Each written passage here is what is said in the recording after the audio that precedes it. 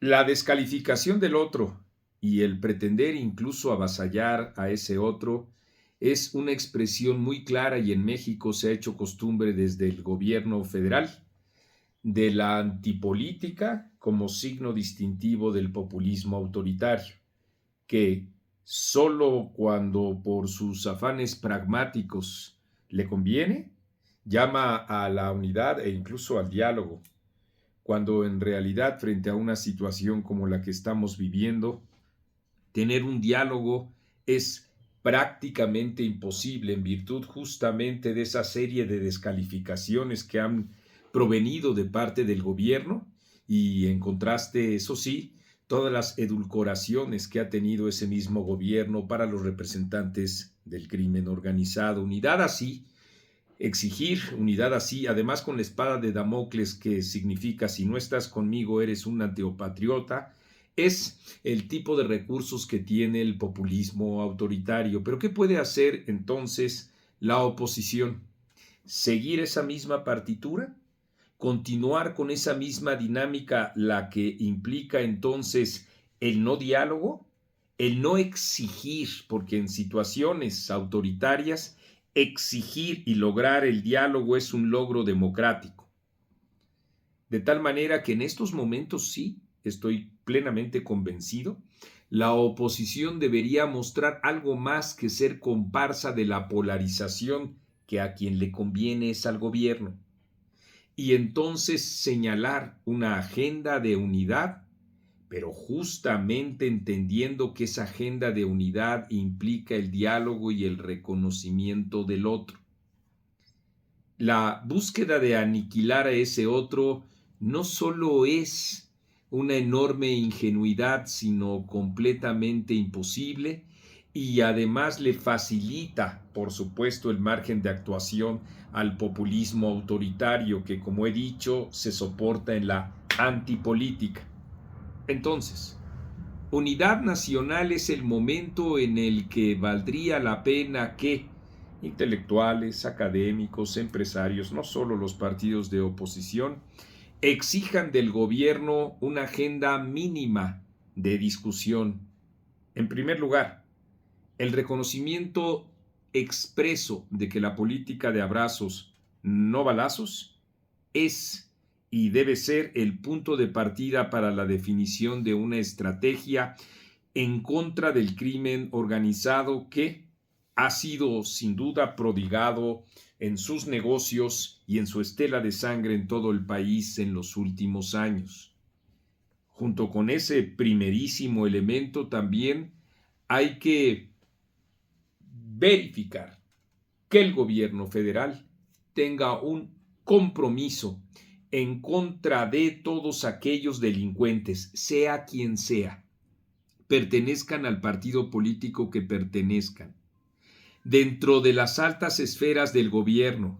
gobernadores o exgobernadores, sean investigados y en su caso también castigados conforme a derecho. Un ejemplo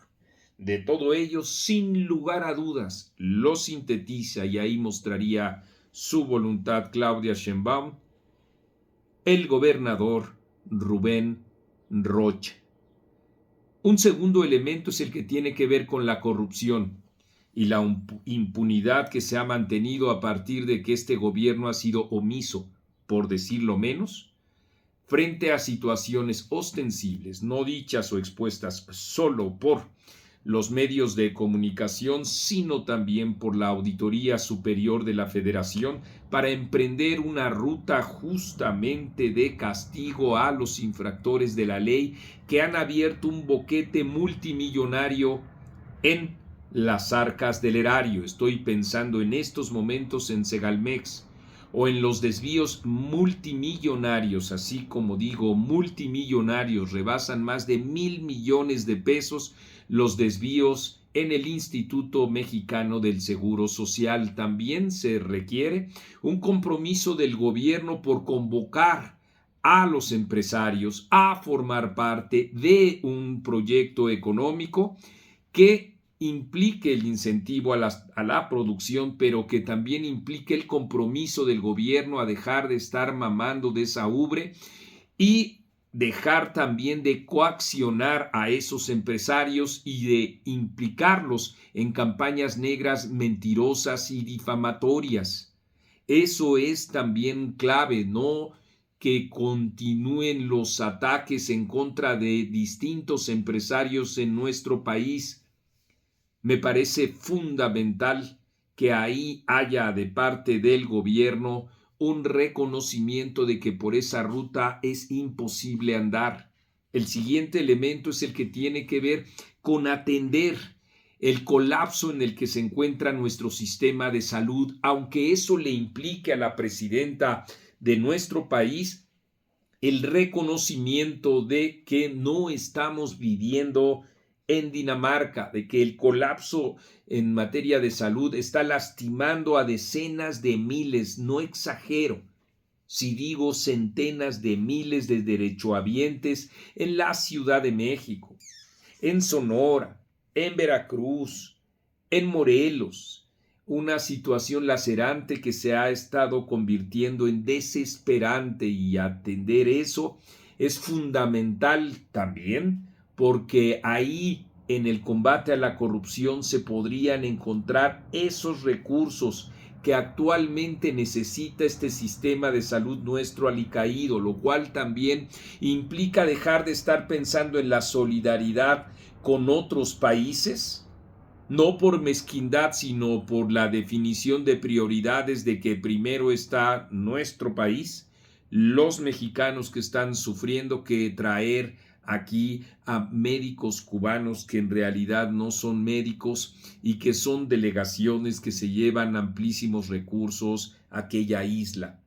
Es así, con esa suerte de unidad y reconocimiento, el que, por supuesto, se puede hacer viable el diálogo mismo, porque en efecto la oposición no puede ni debe dialogar sobre el hecho de la amenaza, del dicterio, de la difamación, y menos aún sobre el hecho de que estamos viviendo en estos momentos la debacle de nuestro sistema de procuración de justicia. La oposición debe plantear como un elemento de discusión el detener ese gravísimo deterioro de nuestro sistema de procuración de justicia. Ahí y solo ahí podemos comprender que en efecto ese diálogo y esa unidad implica el reconocimiento del otro, el diálogo con el otro, el acuerdo con el otro, y también la autocrítica que implica que tenemos en estos momentos un país peor que el que teníamos antes de 2018. Es deseable que justamente la oposición pase y tenga la iniciativa de mostrar, porque una reticencia del gobierno significa sin lugar a dudas una exhibición de las falencias propias, de la falta de capacidad democrática y de la falta de capacidad para establecer compromisos, porque en todo caso los tendría ya con los poderes fácticos que han permeado en nuestro país de dolor, de desesperanza. Ahí es donde se abre esa puerta, porque en efecto lo que el día de hoy sucedió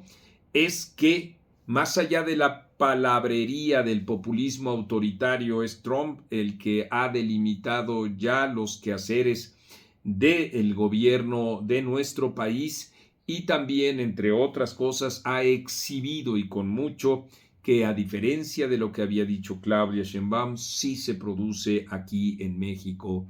el fentanilo. Se requieren momentos de osadía, de imaginación, de prestancia, de tomar la iniciativa, de que los mexicanos, ciudadanos, defensores de la democracia, convencidos en que el diálogo es justamente lo único que puede hacer viable un país como el nuestro, ha de ser impulsado también sin reservas, mostrando justamente los planteamientos que cada quien sostiene y reconocer que intentar apabullar el pensamiento o los intereses de otro es propio de estados autoritarios, es propio del populismo autoritario.